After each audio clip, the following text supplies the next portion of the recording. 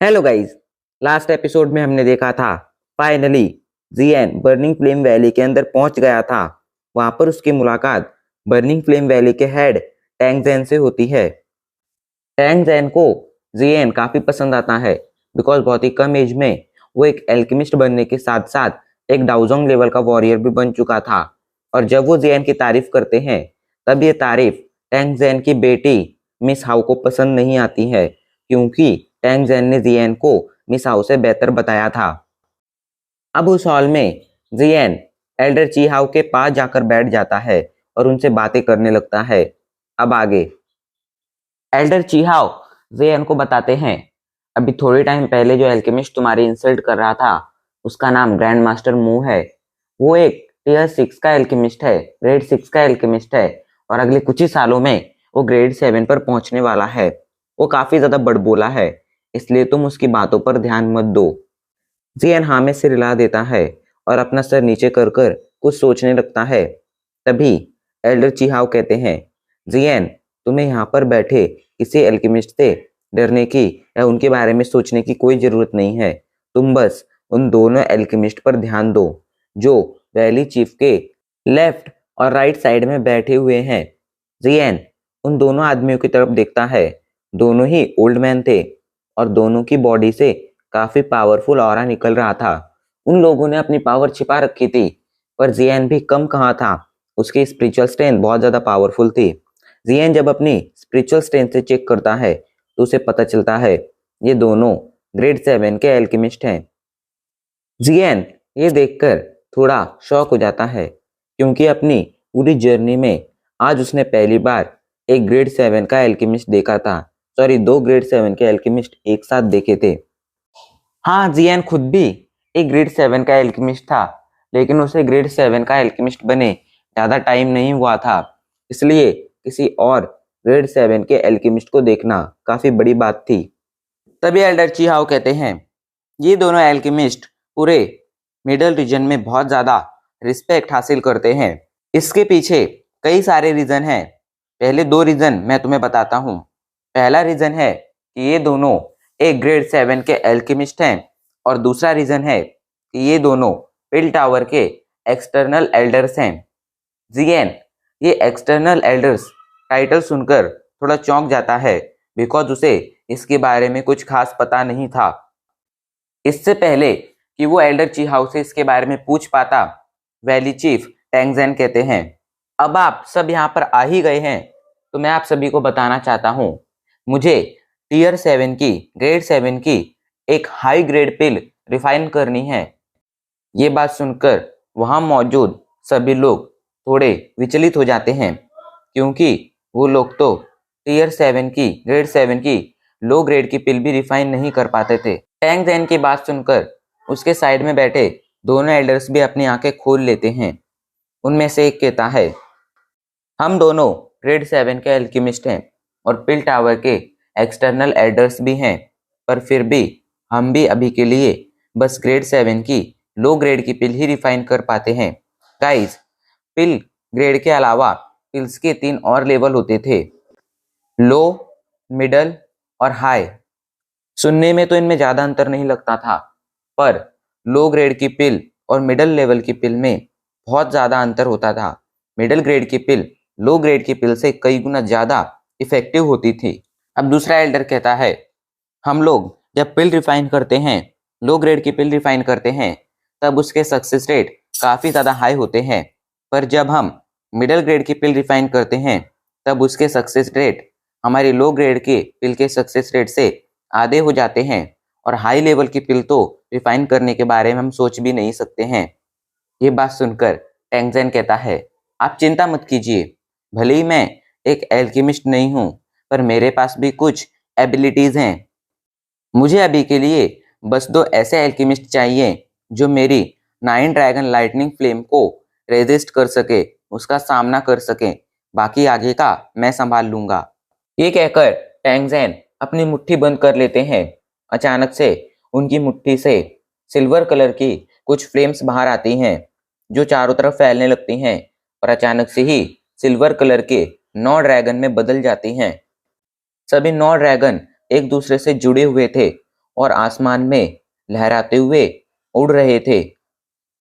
टैंगजेन कहते हैं, आप सभी अपनी स्पिरिचुअल स्ट्रेंथ का इस्तेमाल कीजिए। अगर आप लोग मेरी इस 9 ड्रैगन लाइटनिंग फ्लेम की ग्रिलिंग को कुछ देर तक संभाल पाते हैं, कुछ देर तक इसका सामना कर पाते हैं, तो आप मेरे टेस्ट में पास हो जाएंगे। टैंगजेन की बात सुनकर तो वहां बैठे लोग और ज्यादा डर जाते हैं। 9 dragon lightning flame heavenly flame की रैंकिंग में 12th पोजीशन होल्ड करती थी। इस लेवल पर पहुंचने के बाद 9 ड्रैगन लाइटनिंग फ्लेम पहले ही एल्केमिस्ट के लिए खतरा थी, और जब इसके साथ टैंगजेन की कमाल की पावर जुड़ जाए तब तो ये एक न्यूक्लियर वेपन से भी ज्यादा खतरनाक बन जाती थी। ऐसी फ्लेम का सामना कोई नॉर्मल वॉरियर अपनी स्पिरिचुअल स्ट्रेंथ से नहीं कर सकता था, और शायद वो भी ऐसा कभी भी अपनी स्पिरिचुअल स्ट्रेंथ से नहीं कर पाते। अगर वो अपनी स्पिरिचुअल स्ट्रेंथ से इसका सामना करते तो शायद ये फ्लेम उन्हें जलाकर राख कर देती। टैंगजेन की बात सुनकर उसके साइड में बैठा हुआ एक ग्रेड 7 का एल्केमिस्ट कहता है, वैली चीफ टैंग, आप भी जानते हैं आपकी ये 9 ड्रैगन लाइटनिंग फ्लेम कितनी ज्यादा खतरनाक है। अगर इसका सामना हम लोग करने जाएंगे तो ये हमारी बॉडी के साथ साथ हमारी आत्मा को भी जलाकर राख कर सकती है। ऐसे में अगर आपकी खतरनाक पावर जुड़ जाए तो शायद हम इसके सामने 1 मिनट भी ना टिक पाए। तो टैंगजेन कहता है, आप चिंता मत कीजिए ग्रैंड मास्टर हुआन, मुझे अपनी लिमिट पता है और मैं जानता हूँ कि आप लोगों पर कितने फोर्स के साथ, कितनी पावर के साथ ये फ्लेम छोड़नी है। आप इस बात की बिल्कुल भी चिंता मत कीजिए कि आप लोग इससे घायल हो जाएंगे। मैं बस 10 मिनट के लिए आप पर इससे अटैक करूंगा। 10 मिनट तक जो भी इसका सामना कर पाएगा वो मेरा टेस्ट पास कर लेगा, और अगर ऐसा कोई नहीं कर पाता है तो भी कोई चिंता की बात नहीं है। बर्निंग फ्लेम वैली ने आपको यहाँ पर इनवाइट किया है। आपके फेल होने के बावजूद बर्निंग फ्लेम वैली आपको बहुत ही बड़ा गिफ्ट देगी। हम आपकी ये ट्रिप बिल्कुल भी वेस्ट नहीं जाने देंगे, इस बात की चिंता आप बिल्कुल भी मत कीजिए। वैली चीफ की बात सुनकर सभी एल्केमिस्ट राहत की सांस लेते हैं और अब चुपचाप बैठ जाते हैं। पूरा हॉल शांत हो गया था, लेकिन अभी भी एक ऐसा इंसान था जो शांत नहीं हुआ था। वो थी वैली चीफ की बेटी मिस हाउ। मिस हाउ उन दोनों एल्केमिस्ट की तरफ देखती है और सोचती है, ये दोनों एल्केमिस्ट मेरे पापा की हेवनली फ्लेम से ही इतना ज़्यादा डर रहे हैं, कहीं अगर ये फाइट में मेरे पापा के साथ उतरे तो मेरे पापा तो इन्हें एक झटके में ही मार देंगे। सच में हमारी बर्निंग फ्लेम वैली बहुत ज़्यादा पावरफुल है। ये सोचकर वो पूरे हॉल में देखने लगती है। तभी उसकी नज़र एक कुर्सी पर पड़ती है जिसके ऊपर जियान बैठा हुआ था। लेकिन वो ये देखकर चौंक जाती है कि जियान की आंखों में बिल्कुल भी डर नहीं था। जियान तो बहुत ज़्यादा शांत था। जियान अपने हाथ में चाय का कप पकड़कर बैठा हुआ था और उससे चाय पी रहा था। इस बात ने उस लड़की को, मिस हाउ को, बहुत ज़्यादा शॉक कर दिया था। इधर सभी की हाँ मिलने के बाद वैली चीफ अपनी हेवनली फ्लेम को पूरे हॉल में फैलाने लगते हैं। टैंगजेन कहते हैं, आप में से कौन सबसे पहले मेरी फ्लेम्स का सामना करना चाहेगा? उसकी बात सुनकर पूरा हॉल शांत हो जाता है, लेकिन तभी एक ओल्ड मैन खड़ा होता है और कहता है, मैं सबसे पहले आपकी इन फ्लेम्स का सामना करना चाहूंगा वैली चीफ। ये बात सुनकर वैली चीफ उस डायरेक्शन में देखते हैं और हंसते हुए कहते हैं, एल्केमिस्ट हुआ, मुझे आपसे यही उम्मीद थी। इधर चीहाओ जियन को बताते हैं, इसका नाम है हुआ चैन। ये मिडल रीजन में एक टियर 6 के, ग्रेड 6 के पीक वाला एल्केमिस्ट है। ये भी अगले कुछ ही सालों में ग्रेड 7 पर पहुंच जाएगा, इसलिए इसे मिडल रीजन में काफी ज्यादा पावरफुल माना जाता है। जियन हाँ में सिर हिला देता है। वो एल्डर चीहाओ को थैंक यू बोलता है, क्योंकि एल्डर चीहाओ समझ गए थे कि उसे इन एल्केमिस्ट के बारे में कुछ भी पता नहीं है, और एल्डर चीहाओ वक्त वक्त पर उसे इनके बारे में बता रहे थे। इधर हुआ चैन अपनी आंखों पर फोकस करता है। उसकी दोनों आईब्रोज के बीच में जहाँ पर उसका माथा था, वहां से उसकी स्पिरिचुअल स्ट्रेंथ बाहर आती है, और हुआ चैन उसे एक अपने हथेली जितने बड़े ह्यूमन फिगर में बदल देता है, जो देखने में बिल्कुल उसकी जैसी थी। जिसके बाद हुआ चैन अपनी फ्लेम्स को एक्टिवेट करता है और अपनी फ्लेम से अपनी स्पिरिचुअल स्ट्रेंथ द्वारा बनाई हुई उस बॉडी को चारों तरफ से कवर कर लेता है। हुआ चैन की फ्लेम ने उस बॉडी के ऊपर एक प्रोटेक्शन लेयर ऐड कर दी थी। अब हुआ चैन अपनी उस बॉडी को 9 ड्रैगन लाइटनिंग फ्लेम्स के अंदर भेजता है, लेकिन जैसे ही वो 9 ड्रैगन लाइटनिंग फ्लेम्स के अंदर एंटर करती है, उसके चारों तरफ मौजूद फ्लेम्स को 9 ड्रैगन लाइटनिंग फ्लेम खा जाती है, क्योंकि हुआ चैन की जो फ्लेम थी वो बस एक बीस्ट फ्लेम थी और हेवनली फ्लेम के सामने वो एक बच्चे से भी छोटी थी। फ्लेम्स को खाने के बाद 9 ड्रैगन लाइटनिंग फ्लेम हुआ चैन की स्पिरिचुअल स्ट्रेंथ पर अटैक करने लगती है। 9 ड्रैगन लाइटनिंग फ्लेम उसकी बॉडी पर खतरनाक अटैक करने लगती है, जिससे हुआ चैन की रियल बॉडी खून की उल्टियां करने लगती है और कुछ कदम पीछे चली जाती है।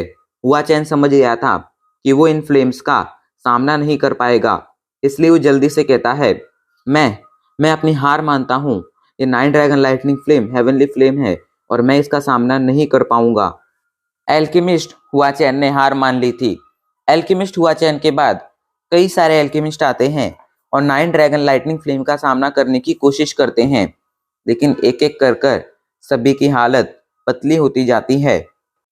कोई भी 1 या 2 मिनट से ज़्यादा 9 ड्रैगन लाइटनिंग फ्लेम के सामने नहीं टिक पाता है और वो ग्रैंड मास्टर मू जो जियान के सामने बहुत ही शेखी बगा रहा था, वो तो बस 30 सेकंड तक ही इन फ्लेम्स के सामने टिक पाया था और फिर इन फ्लेम्स ने उसे ऐसा झटका दिया कि वो 10 कदम पीछे जाकर गिरा था। 10 कदम पीछे जाकर गिरना एक बहुत बड़ी इंसल्ट थी। इधर सभी अल्केमिस्ट की ऐसी हालत देखकर वैली चीफ के चेहरे पर कोई एक्सप्रेशन नहीं आए थे, पर वो दिल ही दिल में काफ़ी ज़्यादा डिसअपॉइंट हो गए थे। वो कहते हैं, लगता है कोई भी एल्केमिस्ट मेरी 9 ड्रैगन लाइटनिंग फ्लेम का सामना नहीं कर पाएगा। अब मुझे पिल टावर के इन दोनों एक्सटर्नल एल्डर से ही थोड़ी उम्मीद है। धीरे धीरे सभी एल्केमिस्ट हारते जाते हैं। अब हॉल में बस जियन और वो दोनों ग्रेड 7 के एल्केमिस्ट बचे हुए थे। सभी लोगों ने जियन को इग्नोर कर दिया था, क्योंकि किसी को भी उससे कोई उम्मीद नहीं थी। सभी की नजरें तो अभी बस उन्हीं दोनों एल्केमिस्ट पर टिकी हुई थी। तभी उन दोनों एल्केमिस्ट में से एक एल्केमिस्ट खड़ा होता है, जिसका नाम था grand master Hwan. Grand master Hwan खड़े होते ही अपनी फ्लेम्स को एक्टिवेट करते हैं। अचानक से उनकी बॉडी से व्हाइट कलर की फ्लेम बाहर आती है, जो देखने में बिल्कुल मास्टर की फ्लेम जैसी थी और उस फ्लेम के अंदर एक बहुत ही खतरनाक ठंडक भी थी। इस फ्लेम को देखकर सभी के मुंह से एक ही आवाज निकलती है, ये तो स्काई कोल्ड फ्लेम है। स्काई कोल्ड फ्लेम को देखकर वैली चीफ टैंग जैन भी शॉक हो गए थे, क्योंकि sky cold flame bone chilling flame के एरिया में मिलती थी। एक बीस्ट था जिसका नाम है स्काई बोन पाइथन, जो एक बहुत ही हाई ग्रेड का बीस्ट है। ये बीस्ट बोन चिलिंग फ्लेम के एरिया में रहता है और बोन चिलिंग फ्लेम के पास रहने की वजह से इसकी बॉडी के अंदर ये फ्लेम्स आ जाती हैं। पर एक बीस्ट फ्लेम होने की वजह से ये बोन चिलिंग फ्लेम के सामने कुछ नहीं थी, पर इन्हें भी काफ़ी ज़्यादा शक्तिशाली माना जाता था। एक नॉर्मल बीस्ट फ्लेम से ये कई गुना ज़्यादा शक्तिशाली थी, इसीलिए सभी लोग इन फ्लेम्स को देखकर शॉक थे। ग्रैंड मास्टर हुआन कहते हैं, मैं गया था बोन चिलिंग फ्लेम को हासिल करने के लिए, लेकिन मुझसे पहले ही किसी ने वो फ्लेम्स हासिल कर ली थी, पर लकीली मुझे ये स्काई कोल्ड फ्लेम मिल गई। ये कहकर ग्रैंड मास्टर हुआन तुरंत अपनी स्पिरिचुअल स्ट्रेंथ को अपनी स्काई कोल्ड फ्लेम से कवर कर उस फ्लेम के अंदर भेजते हैं। 9 ड्रैगन लाइटनिंग फ्लेम के अंदर जाते ही 9 dragon lightning flame sky cold flame को खाने लगती है, लेकिन वो काफ़ी ज़्यादा ठंडी थी, इसलिए काफ़ी समय तक वो उसका सामना कर पाती है। स्काई कोल्ड फ्लेम उसका सामना तो कर पा रही थी, पर वो भी ज़्यादा देर तक टिकने वाली नहीं थी। अचानक से स्काई कोल्ड फ्लेम धीरे धीरे कम होने लगती है और उनकी spiritual strength 9 dragon lightning flame के कांटेक्ट में आने लगती है, जिससे ग्रैंड मास्टर हुआन की हालत खराब होने लगती है। लेकिन तभी अचानक से एक घंटी बजती है और ये संकेत था कि उनके 10 मिनट्स खत्म हो चुके हैं। And finally